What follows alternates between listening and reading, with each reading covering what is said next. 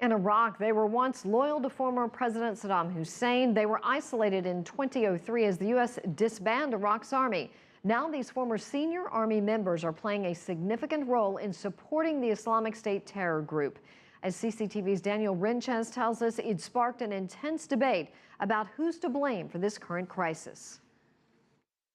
Former U.S. diplomat Paul Bremer was responsible for governing Iraq during a period of transition following the 2003 U.S.-led invasion, while now supporting President Barack Obama's combat mission against Islamic State, also known as IS or ISIS. He blames the president for creating the mess. The serious mistake President Obama made of pulling American troops out of Iraq at the end of 2011. Which gave al-Maliki the signal to start a violently sectarian political program. Shortly after the U.S. military withdrawal, a fierce political struggle started between Iraqi Prime Minister Nouri al-Maliki and his rivals in parliament. Pressure has built up for Maliki to step down, and last month he finally did, paving the way for a new government. Retired U.S. Marine General Anthony Zinni, who once led U.S. Central Command, thinks Maliki's political exit is encouraging. Zinni formulated the original plans for the 2003 Iraqi invasion. He eventually resigned as special envoy to the Middle East in disgust over what he termed the true dereliction, negligence and irresponsibility over the Iraqi invasion. He blames the current crisis partly on Paul Bremer for disbanding the Iraqi army immediately after the U.S. took control in Baghdad.